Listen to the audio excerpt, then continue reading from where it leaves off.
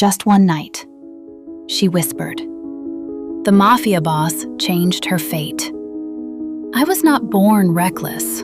I was made that way, slowly, methodically, by a world that kept taking until I had nothing left to protect. My name is Serafina Ravello. Most people call me Sarah, but the man who would come to own every quiet corner of my life called me something else entirely. And the night he first said it, standing in a room that smelled of aged whiskey and expensive danger, I understood that I was already lost. It started, as most disasters do, with a phone call I should have let ring. Tuesday, 11:43 p.m. The Velvet Requiem, the kind of lounge that does not exist on any map, but somehow everyone with real money knows how to find, was half an hour from closing, and I had just finished a Chopin nocturne that made a woman in pearls quietly weep into her champagne. My phone buzzed on the bench beside my pedal. Marco, my father's oldest gambling associate, the kind of man who smiles with all his teeth and none of his eyes. I let it ring twice before something cold settled in my stomach. I answered. "Your father's tab," Marco said, skipping hello entirely. "Has grown past the point of patience, Sarah. The Falco crew is involved now." My fingers stilled on the keys. The Falco crew. Nico Falco's people. That wasn't a debt anymore. That was a countdown. "How much?" "Enough that your playing pretty songs won't cover it." He hung up. I sat there for a moment, just a moment, letting the silence of the lounge press against me like a held breath. Then I set my hands back on the keys and played the last 10 minutes of my set as though the ground beneath me hadn't just cracked open. Discipline. That was the only inheritance my mother left me before the cancer took her. Discipline, and an ear for music that felt like a second language. I packed up at midnight, tipped my wrists under the cold tap in the back bathroom, and pulled on my coat. That's when Enzo found me. He was leaning against the hallway wall, big, silent, wearing a black suit like a second skin, and he said 4 words with the patience of a man used to being obeyed. "Don Drago wants company." I almost laughed. Don Cassian Drago. Il Drago. A name you didn't say out loud in the meatpacking district unless you wanted the air around you to go very, very still. I had heard the rumors, same as everyone, that he'd taken his family's throne at 28 in the middle of a firefight that left 4 men dead and him standing. That he ran half the legitimate financial infrastructure of Lower Manhattan alongside operations no revenue stream could explain. That he had never once been photographed smiling. I also knew he had been in that room tonight. I had felt it. A specific quality of stillness in the corner booth near the rear wall. The way the room had adjusted around it. The way the staff moved with slightly more precision than usual. I had kept my eyes on the keys, because some things are better left unseen. "I'm just the pianist," I said to Enzo. He looked at me with the particular patience of a man who has delivered many messages and watched many people talk themselves into obedience. "I know," he said. "He still wants company." There was no threat in his voice. That was, somehow, worse. I followed him. The corner booth was the kind of darkness money creates deliberately. Low light, curved leather walls, a table that could seat 6 but held only 1 man. He was looking at me before I cleared the partition. Not at my face, not at my dress. At me, in the way that strips away the performance of a person and sees whatever they've been trying to hide. My breath came slower. I couldn't have explained why. Don Cassian Drago was 34 years old and looked like the kind of beautiful that costs something. Jaw cut from patience and old violence. Black hair swept back. Eyes the color of winter water. Not blue, not gray, but the exact shade of a sky about to do something irreversible. A thin scar traced the left side of his jaw. He wore it the way a man wears a reminder. "Sit down, Serafina," he said. Not an invitation, not quite an order, something in between, which, I would learn, was where Cassian Drago lived most of the time. I sat. He studied me the way a person examines something rare, not with desire, not yet, but with the kind of deliberate attention that is its own form of possession. "You play," he said quietly, "like someone trying to make peace with something that won't stay buried." I said nothing. His mouth curved just slightly. "Rachmaninoff's second. You changed the cadence in the third movement, made it slower, more grief than fire." "Most people don't notice that," I said before I could stop myself. "I'm not most people." The words weren't arrogant, they were just true. He reached forward and turned his whiskey glass once on the table, a slow, deliberate half rotation, then looked at me again. "I have a problem," he said, "and I think you might be the answer to it." Something in my chest went very quiet, not from fear, from recognition. Like a note I had been hearing wrong for years, finally played in its correct key. I told myself that was the exhaustion talking. I told myself a lot of things that night. None of them held. If the dragon already has his claws in you, a quick subscribe keeps the darkness coming. He didn't explain the problem immediately. That was the first thing I learned about Cassian Drago. He never moved before he was ready, and he never showed you all of his cards until he had already seen yours. Instead, he ordered water for me, I hadn't asked, slid it across the table, and said, "Tell me about your father." My jaw tightened. Every muscle in my back coiled with the particular shame of a secret you have been carrying so long it has fused to your spine. "That's not something I discuss with strangers," I said. "I'm not a stranger. I've known about you for 6 months." The room shrank. "Excuse me?" Gianni Ravello, 61. Former sous chef at a restaurant on Mulberry Street that laundered money for the Falco crew in the 90s, before he got too fond of the poker tables. You've been covering his debts since you were 22. Quietly. Consistently. Without telling him you know. He recited it the way other people recite a grocery list. Clean, factual, devastating. My hands were flat on the table. I focused on keeping them still. How? Because the Falco crew operates inside my city. He tilted his head slightly, and I make it my business to know what moves inside my city. There it was, his city, as though Manhattan were a property deed he carried in the breast pocket of that suit. I wanted to be angry. I reached for it. Anger was cleaner than fear. But what I found instead was something closer to exhaustion. The particular kind that comes from holding a wall up so long, your arms have forgotten what it feels like to be down. "What do you want from me?" He didn't answer immediately. He looked at me, that long, dissecting look, and then he said something I didn't expect. "I want you to play at my brother's engagement dinner. Saturday. A private event. 30 guests, none of whom will be introduced by their real names, at a location that doesn't appear on any public record." I blinked. Of all the things I had braced for, that was not it. "You pulled me out of bed, figuratively, at midnight, to ask me to play piano at a dinner party?" At a dinner party where the guest list includes 3 men who are currently deciding whether to go to war with my family. His voice was measured, quiet. Music creates atmosphere. Atmosphere shapes mood. Mood shapes decisions.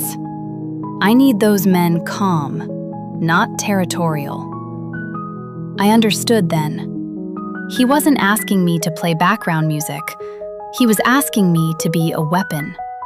A soft one, wrapped in ivory keys and Rachmaninoff, but a weapon nonetheless.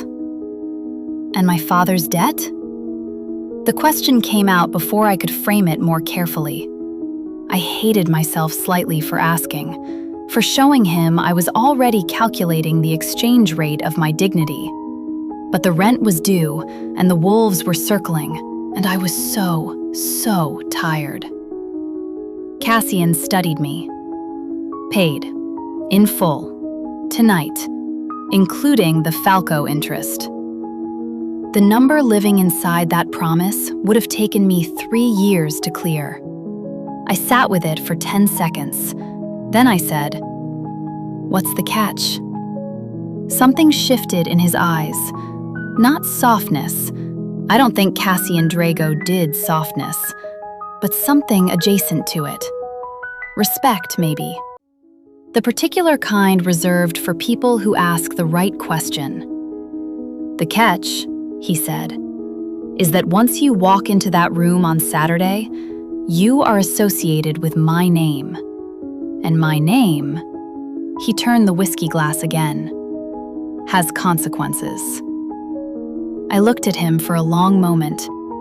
I thought about my father's face on the last Sunday I had visited him, how he'd been pale, thinner, his hands shaking slightly as he poured coffee he didn't drink. How he had talked about the restaurant, about cooking, as though he were someone who still had that life, as though the weight of what he owed hadn't been quietly transferring onto my shoulders for years. I thought about my apartment, the cracked window in the kitchen, the pile of unopened envelopes on my counter. I thought about the way Cassian Drago had said, "You play like someone trying to make peace with something that won't stay buried," and the horrible, treacherous way it had felt to be seen. "One night," I said. His expression didn't change. "One night," I repeated. "Saturday. I play the dinner. Debt cleared. That's the agreement." Cassian Drago looked at me for a moment that lasted longer than it should have. Then he said, very quietly, "Done." He did not smile. He did not extend a hand. He simply looked at me as though we had concluded something far more significant than what I had understood myself to be agreeing to. I found out later that he had paid my father's debt before I had even left the building. Not after Saturday, that same night. Not because of the agreement, because he had already made up his mind. Thursday morning, a car arrived at my building. I had not given him my address. That fact alone should have told me everything I needed to know about the nature of the arrangement I had entered. Instead, I looked at the black town car idling at the curb, at the man in the driver's seat who didn't look at me once, and I went back inside, changed into something presentable, and got in. There were no explanations offered. A schedule had been slipped under my door overnight. 2 rehearsal sessions at a townhouse in the West Village, a fitting appointment on Thursday afternoon, and then Saturday itself. A fitting. That detail, the quiet, presumptuous certainty of it, made something coil low in my stomach. Not anger exactly, something more complicated. The townhouse was on a quiet street I recognized from the edge of my old piano teacher's neighborhood. Brownstone, iron railings, a brass plate by the door that said nothing. Inside, it smelled of beeswax and old paper and the particular stillness of a house that has been cared for rather than decorated. The piano in the main room was a 1924 Bosendorfer Imperial, concert black, 88 keys plus 9 additional bass keys in the extension. I stopped in the doorway for a moment. I had played one of these exactly once before, at a master class when I was 19, and I had thought about it since with the slightly embarrassing frequency of a first love. "Do you like it?" I turned. Cassian was standing near the fireplace, jacket off, shirt sleeves rolled to the forearm. It was the first time I had seen him without the full armor of his suit, And the difference was, I redirected my attention to the piano. "It's a Bosendorfer," I said. "I'm aware. Where did you get it?" "A collector in Vienna who needed something I could provide." He moved to the window. "Play something. I want to know what you'll need to prepare." I sat at the bench. I adjusted it had been set for someone taller, and I settled my wrists. I played the opening of the Rachmaninoff, not from the beginning, from the slow, swelling middle passage that always felt to me like grief learning to breathe. When I stopped, the room was very quiet. Cassian was looking at the window. "Sati," he said without turning, "for the aperitif, something by Chopin for the first course, the Rachmaninoff for the close of dinner. Nothing between. Silence is better than the wrong sound." He had taste. I had not expected that. Not the performative taste of a rich man who has been told what to appreciate, but the real kind, the kind that comes from actually listening. "You know classical music," I said. He turned then, just slightly. "My mother played, every Sunday morning until she couldn't anymore."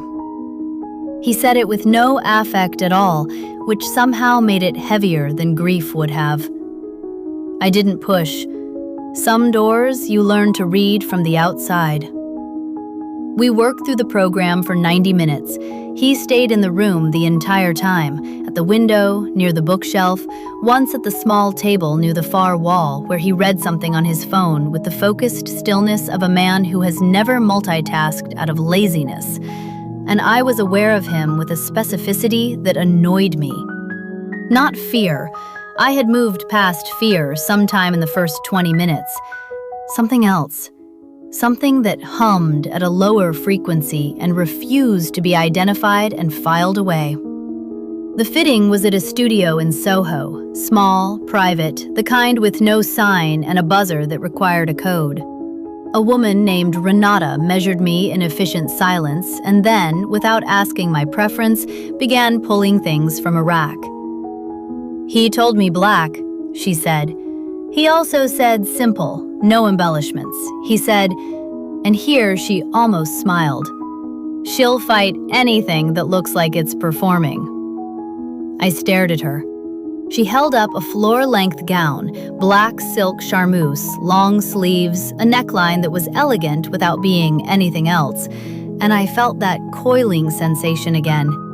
He had described me accurately, not as a possession to be dressed, as a person he had read.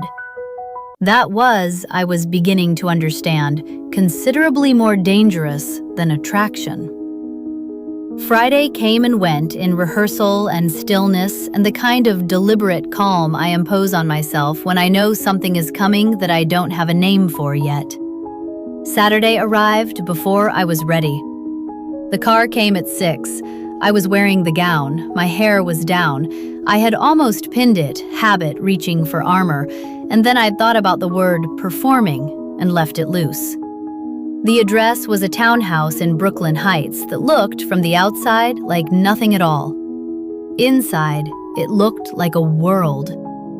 Low candlelight, tables set with black linen and crystal, 30 people who moved with the particular grace of those accustomed to rooms where the wrong word has consequences. And at the center of it, his hand at the small of my back the moment I stepped through the door, so brief it might have been imaginary. Cassian Drago, saying quietly into my ear, "You look exactly right." Not beautiful, not stunning. Right. As though I had always belonged in this specific room, and he was simply the first person to notice. I played. For 3 hours I played, and the room, to its credit, listened. The Sati floated over aperitifs and quiet greetings. The Chopin moved underneath dinner conversation like a current that kept the surface smooth.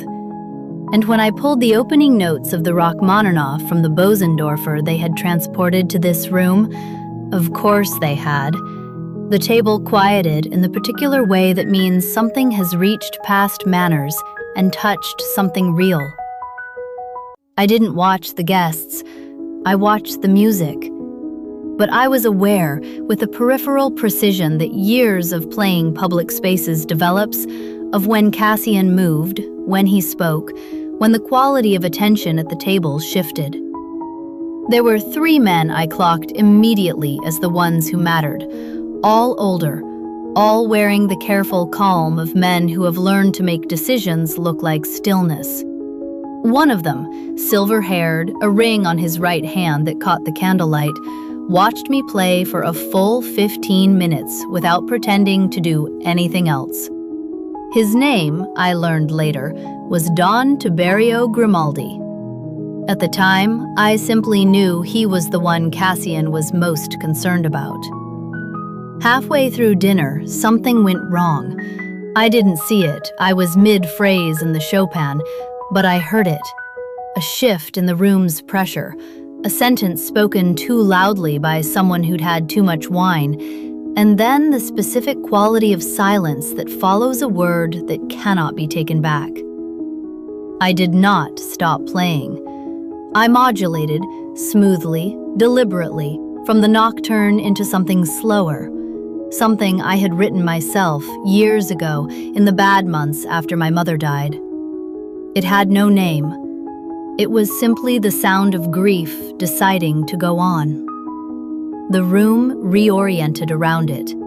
I felt it happen, felt the tension dissolve at the edges, the conversation restart in quieter registers, the crisis, whatever it had been, slide back below the waterline.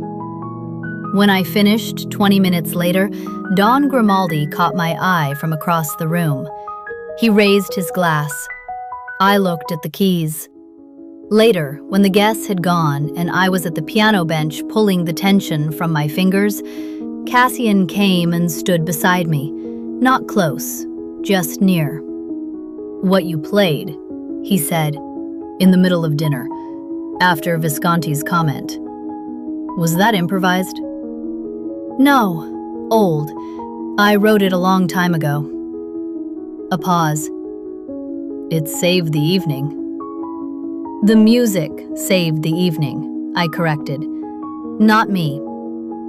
"You are the music," he said very quietly, and moved away before I could respond. That should have been the end of it. That should have been one night and a clear debt and a taxi back to Brooklyn. Instead, at 11 p.m., Enzo appeared at my elbow and said, "Your father." My hands went cold. "What about my father?" "He's at St. Luke's, chest pains. They think cardiac. He's stable, but he's asking for you." I was moving before he finished the sentence. Cassian was beside me in the corridor. I don't know where he had come from, and he said, "My car, now." "You don't need to, Serafina." His hand touched my arm, brief, steadying. "My car." I got in his car. At the hospital, he did not come into my father's room. He sat in the corridor, this man who ran half of Manhattan's underworld, and he sat there for 2 hours while I held my father's hand and the doctors used words like stable and monitoring and we'll know more in the morning. My father, groggy and pale against the pillow, looked at the corridor once and said, "Who is that?" "Nobody," I said. "Someone I know from work." My father's eyes were old and tired and had spent a lifetime reading rooms he shouldn't have been in. "Doesn't look like nobody," he said. When I finally emerged at 1 a.m., my gown wrinkled, my heels in my hand, Cassian stood from the chair. He did not ask how my father was. He looked at me and he said, "He'll have the best cardiac team in the city by morning. I've already made the call." I stood there for a long moment. "You didn't have to do that." "No," he agreed. "I didn't." The drive back to Brooklyn was silent. not uncomfortable, the kind of silence that exists between two people who have run out of pretenses and haven't yet decided what to replace them with. At my building, he walked me to the door. He did not come inside. He did not try. He simply looked at me in the light from the street lamp, this man who moved through the world like a blade wrapped in silk, and said, "Sleep, Serafina. Everything else waits until tomorrow." He turned and walked back to the car. I stood in my doorway for longer than I should have. The debt was paid. The night was done. So why did it feel like nothing was finished at all? He called the next morning. Not a text, not a message through Enzo. He called. And when I answered, cautious, still half asleep, his voice came through the phone with that same quality it had in person. Low, unhurried, taking up exactly the space it needed and no more. "How is he?" My father. I had called the hospital already. Stable, resting, moved to the cardiac unit. "Better. They think it was a stress event, not a full cardiac. He'll need monitoring." "I know. Dr. Caruso will be his primary from today. He's the best in the city." A pause. "He'll also be quiet about who arranged it." I absorbed that. Cassian. It was the first time I had used his name without the title. I heard it happen a half second after it left my mouth, and I couldn't unsay it. There was a beat on the line. "Yes." He let me use it, just like that, as though it was always mine to use. "Why are you doing this?" The question was honest. I was past the pretense of not asking. "Because you are not a transaction," he said, "and I am tired of treating things that matter like they are." I didn't know what to do with that, so I said, "I'm bringing my father soup this afternoon. He hates hospital food." "I know." And somehow that, the quiet "I know," delivered without apology, made me laugh. Just briefly. Just enough. I heard him exhale. Not quite a laugh, something adjacent. I went to the hospital. I brought soup. My father ate half of it and then held my wrist and said, "That man in the corridor last night." And I said, "Papa, please." And he said, "Just tell me you're being careful." And I said yes in a voice that didn't entirely convince either of us. Cassian texted that evening, a single line. "Dinner, my penthouse. Not an obligation. I want the distinction noted." I stared at that message for 10 minutes. Then I typed back, 8 o'clock. The penthouse was in a building in Tribeca that I would later learn he owned outright. The elevator required a key. The doors opened directly into the space, floor-to-ceiling glass facing the Hudson, a room designed with the kind of restraint that costs more than excess. He cooked. That surprised me more than anything yet. He cooked. Actually cooked, not reheated, not delegated, and the smell of it hit me when the elevator opened. Garlic, olive oil, something slow and herbed. "You cook," I said, standing at the threshold. "My mother believed that a man who couldn't feed himself was incomplete," he said, without turning from the stove. "She was Sicilian. She took it seriously." I set my bag on a chair and crossed to the kitchen counter. This version of him, sleeves up, standing in his own kitchen, the armor of the public world temporarily suspended, was dangerous in a different way. Not the dangerous of power and shadow, the dangerous of intimacy, of seeing someone in a context where they can't perform. We ate at the window.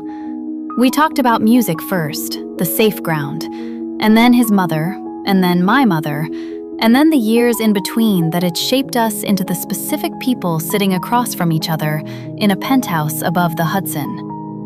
He listened the way few people listen, not waiting for his turn, actually receiving. I told him about the year after my mother died, about studying music in the daytime and working nights to cover my father's first set of gambling debts, about the anger I had carried for years, at my father, at the life that kept requiring things from me, and the exhaustion of slowly, quietly letting the anger go because it was too heavy to carry anymore. He was quiet for a moment. "You're the most quietly strong person I've met in a long time," he said. "Or just quietly tired. Those aren't mutually exclusive." He said it simply, without comfort or condescension, just fact. Later, we moved to the couch. The city spread out below us, 10 million lights, all of them indifferent. And somewhere between the second glass of wine and the silence that fell between two stories, he looked at me. Not the assessing look from the lounge, not the calculating look from across the dinner table. Just looked. As though the space between us had narrowed without either of us moving. Serafina. My name in his mouth, low and deliberate. I turned, and his hand came up to my jaw, unhurried, questioning, and I had exactly 1 second to make a decision. I made it. What followed was not brief, and not urgent, and not the consuming collision I might have expected from a man who burned everything that opposed him. It was slow, deliberate, the kind of attention that makes you feel like the only real thing in a room full of beautiful objects. He was careful with me in a way that felt like a choice, not a limitation, as though he had decided, consciously, that this was the pace this deserved. And somewhere in the dark of that room, with the city glittering below and his hands steady against my skin, I stopped thinking about one night. I stopped thinking about transactions. I stopped thinking about exits. In the early hours, lying still in the dark, I traced the scar along his jaw the way you touch something you're afraid to break. "How?" I asked. "The night my father died. There were men who thought the transition of power was an opportunity." His voice was level. They were mistaken. "How old were you?" 28. 6 years ago. He had been alone with all of that for 6 years. I didn't offer comfort. I don't think he wanted it. Instead, I pressed my lips to the scar. Once. Brief. His arms tightened around me like a decision that had already been made. "One night," I whispered. He was quiet for a long moment. Then, "Sarah." Soft, like the word had weight. "You passed one night approximately 6 hours ago." The next week arrived without announcement and rearranged my life. I told myself it was temporary, that I was simply in the orbit of something large and powerful and would eventually drift back to my own gravity. I told myself that every morning in the small ritual of making coffee in my Brooklyn apartment, before the car arrived, before the day began its new shape. The car always arrived. I was not moved into his penthouse. He never suggested it, and I never asked. My apartment stayed mine. The cracked kitchen window, and the stack of piano scores on the table, and the particular quiet I had cultivated over years of living alone. That was important. I needed to know it was still there. But I was in his world now, in the architecture of it. I played at 2 more private events, a reception for a senator who definitely knew who Cassian Drago was, and definitely pretended he didn't, and a small gathering at the townhouse in the West Village that was ostensibly about art investment and was actually about the transfer of something I was deliberately not informed about. I learned to read rooms differently, to see the social geometry of men who operated in the spaces between legitimate and not, who sat with their backs to walls, who kept their phones face down, who smiled with specific muscles and left others uninvolved. And I learned things about Cassian, not all at once, not through direct disclosure. through proximity, through the 100 small moments of a shared life that tell you more about a person than any single confession. He slept badly. I knew this because the lights in the main room of the penthouse were always on when I arrived, no matter the hour. He had been up, working, reading, moving through the rooms with the restlessness of a man whose mind did not consent to quiet. He was deeply, privately loyal. His consigliere, Matteo, a quiet man they called Ghost for reasons I came to understand, had served Cassian's father before him. Cassian kept him not because Ghost was the most strategically useful person available, but because he had been there when no one else had.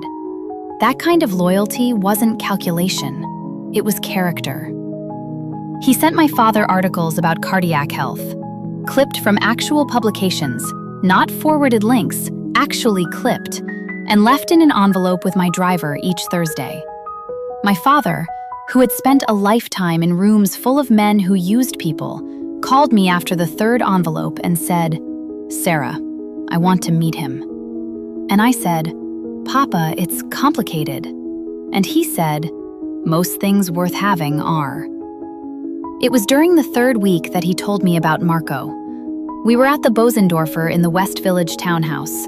I was running through a Debussy piece for an upcoming event, and he was in the chair by the window with a file open, and he said, without looking up, "Marco Gentile was in contact with the Grimaldi family 3 weeks ago."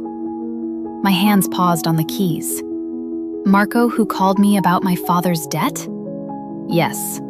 He gave them your name in connection with mine. He thought it might be useful leverage."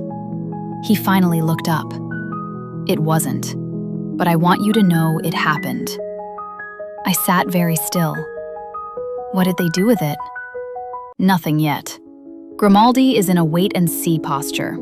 He respected what you did at the dinner. Your music gave him a reason to de-escalate with grace. He won't move against you. A pause. Marco is no longer a concern. I did not ask what that meant. There were things I had decided, consciously, not to ask. Not out of ignorance. I understood exactly what no longer a concern meant in this world. But because I was trying to live with clarity about what I could and couldn't carry. Cassian seemed to understand this. He never asked me to pretend. He never tried to make his world look cleaner than it was. But he also never narrated it to me in detail I hadn't sought. He gave me the facts that affected my safety and my choices, and he left the rest in the dark where I had chosen not to look. It was, I thought, its own kind of respect. That evening, when the Debussy was finished and the room had settled into its evening quiet, I said, "Tell me about your brother." He looked up. "Luca is 29. He's the one who's good at people. The public face, the negotiations, the rooms where charm matters. I was always the infrastructure. A ghost of something, not quite a smile. He's marrying a woman named Sofia Esposito, whose family has been in construction in New Jersey for 40 years. Good family. Legitimate, mostly. She makes him laugh." "You love him." It wasn't a question. It came out as an observation. Cassian was quiet for a moment. "He's the only person in my life who has never needed anything from me except to be his brother." He said it very quietly, without sentiment, which made it land all the harder. That's rarer than it sounds. I thought about my father, about the weight of being needed in the specific way of a child who becomes the adult. "I know," I said. And he looked at me, across the room, across the piano, across everything else, and said, "I know you do." That was the moment. Not the penthouse, not the gown or the dinner or the night above the Hudson. That small, shared sentence. That was when I understood that what had begun as one night had quietly, irrevocably become something else, and that the woman who had played Rachmaninoff alone in a lounge at midnight was already gone. Viewer engagement. At what point did Cassian stop feeling dangerous to you and start feeling necessary? Was it the hospital, the dinner, or something else? Tell me below. The call came on a Thursday. I was at my apartment, actually at my apartment, alone, which had become a rarer thing, working through a new arrangement I had been composing in pieces over the past 2 weeks. Not for an event, for myself. The first thing I'd written for myself in almost a year. It was Isolde who called. Izzy, Cassian's brother's fiance's best friend, a woman with a sharp laugh and a gift for reading rooms that had made me like her immediately. We'd had dinner twice. She had the particular warmth of someone who has decided to trust you and isn't going to perform it. Sarah, I need to tell you something and I need you to hear it straight.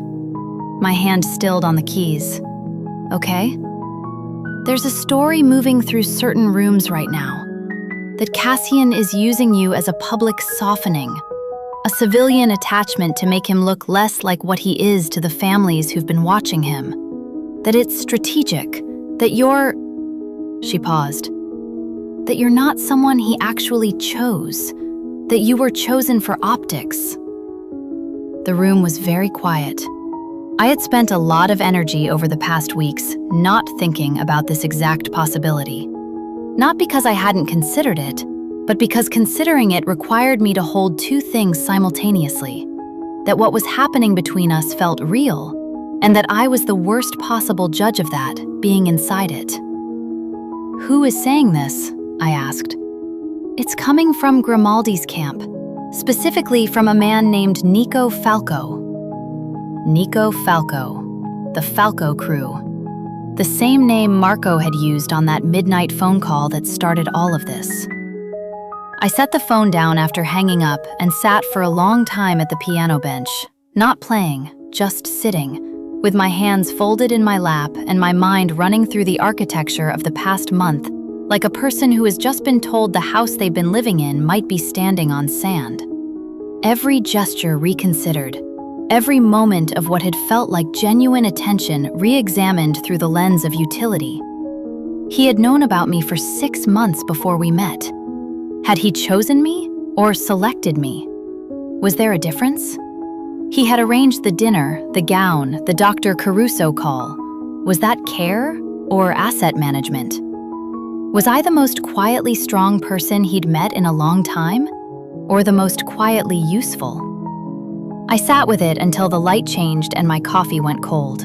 Then I stood up, put on my coat, and went to his building. The elevator ride was long enough to talk myself into and out of 3 different versions of this conversation.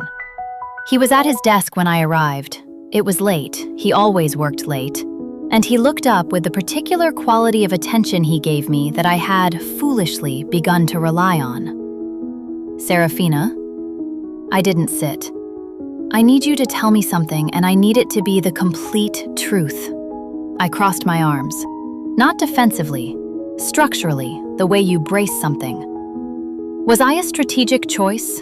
Is this, I gestured between us, part of a narrative you're building for the families who've been watching you? He set down his pen. He looked at me, and this was when I learned something new about Cassian Drago. He did not flinch. Not from confrontation, not from being seen. Where did you hear that? It doesn't matter. Answer the question. A pause. He stood from the desk. When I had Enzo invite you to my table that night, he said, moving around the desk, not toward me, just moving, the way he did when he was working through something. I had considered the optics, yes. I knew who you were. I knew your history with the Falco debt. I knew Grimaldi would be at the dinner. I knew a pianist with your specific quality would shape the room. My chest tightened. But, he said, and he stopped moving and looked at me directly. I did not expect you. That's a convenient distinction. It's the only one I have. His voice was very steady. I could not have calculated for the way you played that nocturne when Visconti made his comment. I could not have calculated for the way you looked at me when I said you play like someone who understands grief. I had a plan, Serafina. You dismantled it approximately 20 minutes after sitting down. I looked at him for a long time.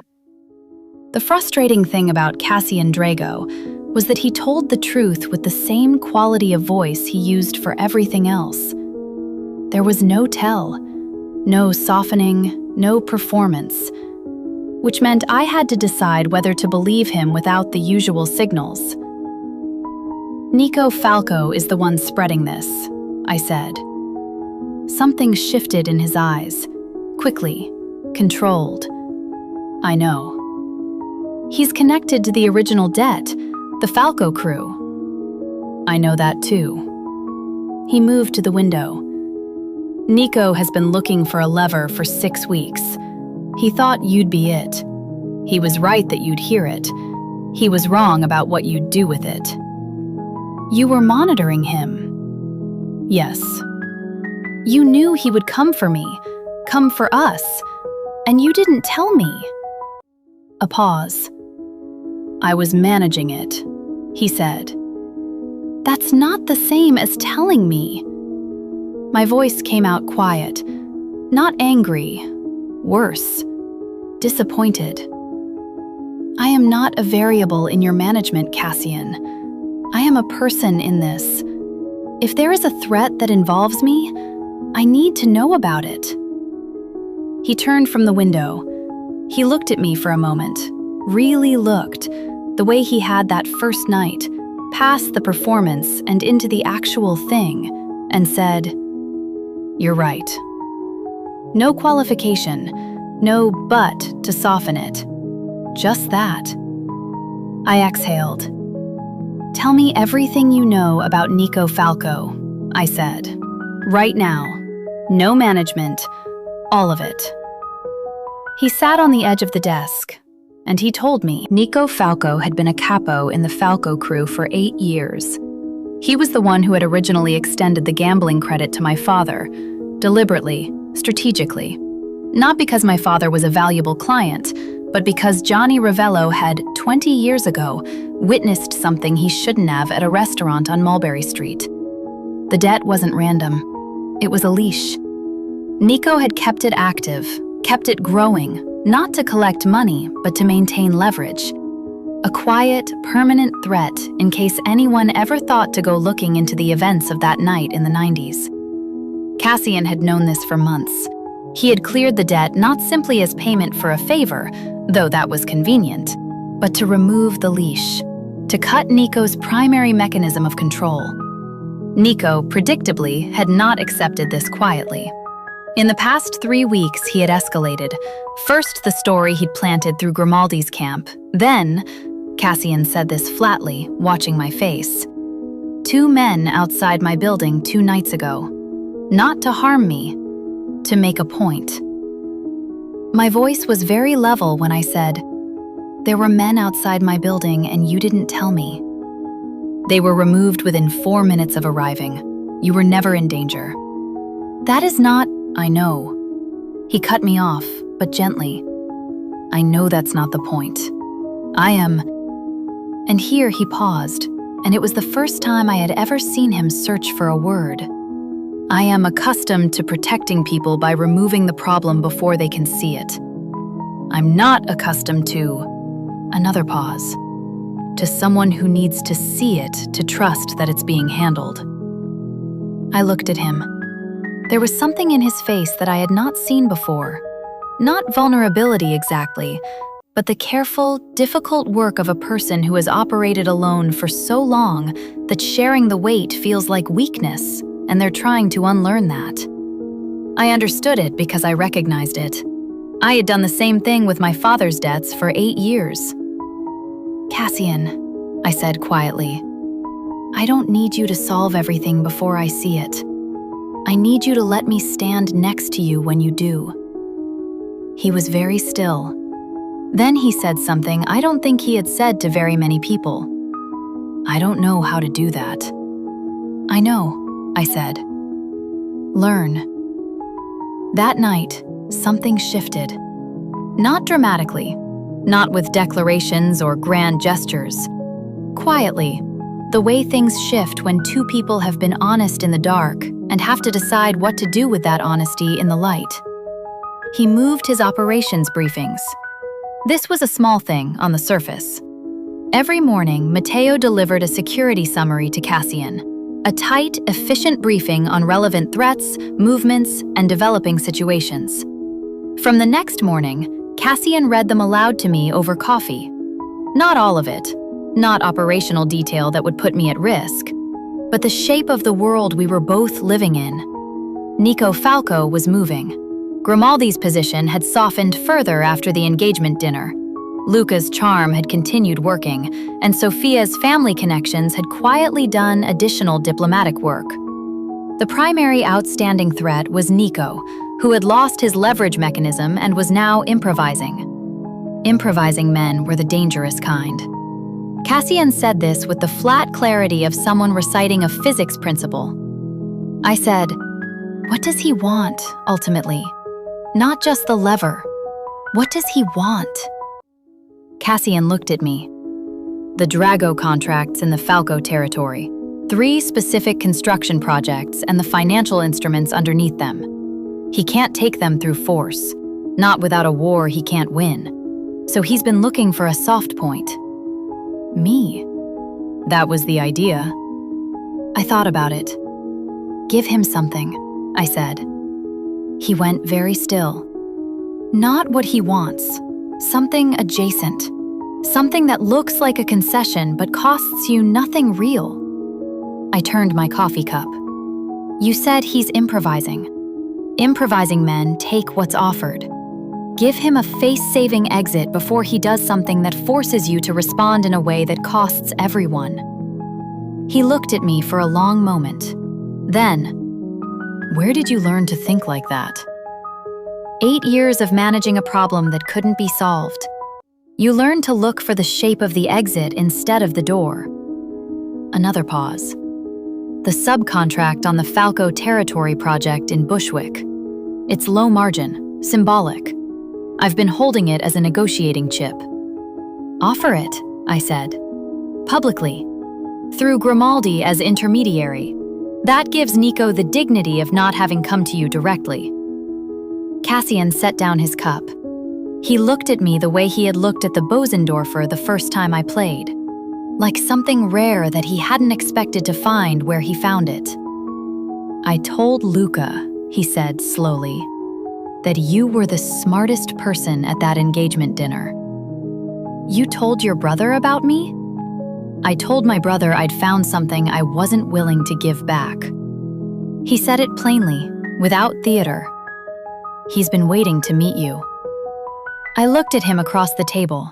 This man who ran a city from the shadows, who cooked Sicilian recipes from memory, who sent cardiac articles to my father in sealed envelopes and couldn't sleep and fought his whole life to hold something that had been handed to him in the middle of someone else's war, who was, very slowly, learning to let someone stand next to him. "Set up the dinner," I said. "I'd like to meet your brother." He almost smiled. Not quite, but almost. Nico Falco made his move on a Wednesday. Not through Grimaldi, not through whisper campaigns or manufactured rumors. He made it directly, and he made it at my father's hospital. 2 of his men were in the cardiac unit waiting room at 9 a.m. when my father's nurse called me, not to threaten, not to touch anything, just to be seen, just to say, "I can reach the things you love." I called Cassian before I was out the door. He answered on the first ring. "Already handled," he said. "They're gone. Your father has 2 of my men on his floor. Don't come to the hospital yet. Not until we've closed this." "Cassian, Sarah." His voice was steady, not detached, present. "I need you to trust me for the next 3 hours. Can you do that?" A month ago, I might not have been able to answer that honestly. "Yes," I said. I sat in my apartment, my actual apartment, at my piano, and I did the only thing I knew how to do when the world became too large for my hands to hold. I played. Not Rachmaninoff, not Chopin. The piece I had written the year my mother died. The nameless one. The grief learning to breathe piece. And I played it from beginning to end and then once more, because some things need to be said twice before they're finished. At noon, Enzo arrived at my door. Don Drago asks if you'll come. The meeting, if it could be called that, was not at the penthouse or the West Village townhouse. It was at a building in Red Hook that looked from the outside like a shipping warehouse, and from the inside like an operations center that had been running longer than I had been alive. Cassian was there. So was Matteo. So, through a video connection on a large screen, was Don Grimaldi. And across the table, in person, was Nico Falco. He was shorter than I had imagined from the weight of his name. Mid-50s, silver at the temples, wearing a suit that was expensive in a way that announced itself. He looked at me when I entered, one long, assessing look, and then looked back at Cassian. Cassian had not looked at me since I walked in. He was looking at Nico with the particular quality of attention that I now recognized as the end of a patience. "Mr. Falco," Cassian said, and his voice carried the quiet of a room after a gunshot. "You came to the hospital." "I was visiting a sick man." Nico's voice was smooth. "Is that a crime?" "In my city, visiting the father of a woman under my protection without invitation is a statement. Let's treat it as one." Cassian leaned forward. "You have been offered the Bushwick subcontract through Don Grimaldi's intermediary. That offer expires today." Nico's jaw tightened. That contract is a fraction of what? It's what's being offered. Cassian cut him off cleanly. "The alternative is a full audit of the Falco crew's involvement in the facilitation of a controlled debt instrument against a civilian witness from a 1994 incident on Mulberry Street. That file goes to 4 different entities simultaneously if anything further happens to Sarah Ravello or her father. You know who holds that file. You know I'm not bluffing." Silence. Nico Falco looked at the table. Then he looked at me, one more time, quickly, the way a man looks at the thing that beat him. And he said to no one in particular, "Fine, the subcontract." Grimaldi from the screen said, "A sensible resolution." His voice was dry, approving. "I'll arrange the paperwork." The meeting lasted 4 more minutes. When Nico left, when the door closed, when the room contracted back to Cassian and Matteo and Enzo and me, I exhaled. Actually exhaled, as though I had been holding it since 9 a.m. Cassian crossed the room. He stopped in front of me, and he looked at me. Not the assessing look, not the calculating look, the look I had first seen in the West Village townhouse, at the piano, when the armor had been off and he had simply been a man who missed his mother's Sunday playing. "It's over," he said. "My father?" "Will be home by Friday, fully cleared. Falco is contained. Grimaldi will hold him to the agreement. The debt file stays live as insurance, but Nico won't move again." A pause. "It's over, Sarah." I pressed my palm flat against his chest. Just that, flat against his sternum, feeling the steadiness of him. "The 1994 file," I said. "My father witnessed something." "Yes." "Is he safe? Permanently? Not just from Nico, from what he saw?" Cassian covered my hand with his.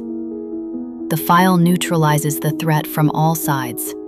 I had it constructed specifically to function that way. Your father is protected, not by leverage, by architecture. It can't be undone." I believed him, not because he said it, because of how he had spent the last month, in the hospital corridor, in the cardiac articles, in the early morning briefings over coffee, building exactly this kind of protection, quietly, before I knew it was needed. That was Cassian Drago. He didn't promise things he hadn't already built. I went to my father that afternoon. He was sitting up in bed, color back in his face, eating actual hospital food with the resigned dignity of a man who has been told his diet is changing whether he likes it or not. He looked at me when I walked in.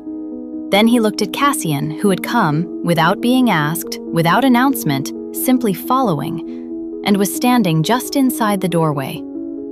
My father, Johnny Ravello, former sous chef, gambler, flawed man who had never meant to make my life harder and had anyway. The person I had been quietly carrying for a decade. He said to Cassian, "You're the one who's been sending the articles." Cassian, who did not perform warmth, said, "Your daughter worries about your sodium intake." My father looked at me. Then he laughed. Quietly, creakily, the laugh of a man who hasn't laughed in a while and is finding the muscles for it. "Sit down," he said to Cassian. "Both of you. They've been threatening me with something called a cardiac-approved lunch, and I'd like witnesses." Cassian sat. I sat between them. This man who had needed me to carry him, and this man who had, inexplicably, decided to carry us both. And the room was small, and the food was terrible, and my father told a story from his restaurant years that he'd told 100 times, and Cassian listened with that complete attention he gave to things that mattered. It was the most ordinary afternoon. It was the best afternoon I could remember in a long time. Driving back at dusk, the city moving past the window, Cassian's hand warm against mine in the space between us, I thought about the word "one night." How certain I had been of its limits. How completely it had failed to hold. "What are you thinking?" he asked. I turned to look at him. The scar, the winter water eyes, the man who burned everything that opposed him and couldn't sleep and sent cardiac articles in sealed envelopes. "I'm thinking that I was very sure of what I was agreeing to," I said. When I said just one night. His thumb moved slowly across my knuckles. "And now?" I looked at the city going gold in the evening light. Now I think I was agreeing to something I didn't have a name for yet. He was quiet for a moment. Then, very quietly, the ghost of something that was finally, completely, a smile. "I knew what it was. I was just waiting for you to catch up." I leaned against his shoulder. The city moved. The dragon had heard forever, and for the first time in a very long time, so had I. Viewer engagement. What was the moment you knew Cassian was never going to let Sarah go? And do you think she ever really wanted him to? Let me know below. She whispered, "Just one night." He heard a lifetime. Serafina Ravello walked into the Velvet Requiem as a pianist carrying other people's debts. She walked out as a woman who had been seen, truly, completely seen, by a man who had stopped seeing people as anything other than variables long before she played the first note. Cassian Drago did not become soft. He became precise. There is a difference. Soft is indiscriminate. Precision means he chose, deliberately, irrevocably, where to be careful. He chose her. And she, who had spent years building walls with both hands and calling it dignity, chose to stop. Her father came home on a Friday. The cracked kitchen window was repaired the same week. She didn't ask who arranged it. The Bosendorfer in the West Village townhouse had her name on the bench, permanently adjusted. Nico Falco held to the Bushwick subcontract because men who improvise are not, ultimately, men who want war. They want advantage. When the advantage evaporates, so does the appetite. Don Grimaldi sent a card, an actual handwritten card, to Sarah after the resolution. It said only, "The music was the finest I have heard in years. I trust we will have the occasion again." They would. This was not a fairy tale. The city was still the city. The world Cassian moved through remained exactly as complicated and dangerous and unforgiving as it had always been.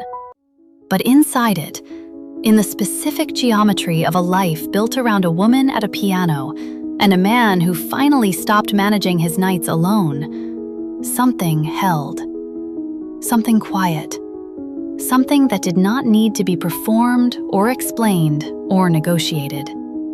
Something that sounded, if you listened closely, like Rachmaninoff's Second, played in the key of grief, learning to breathe.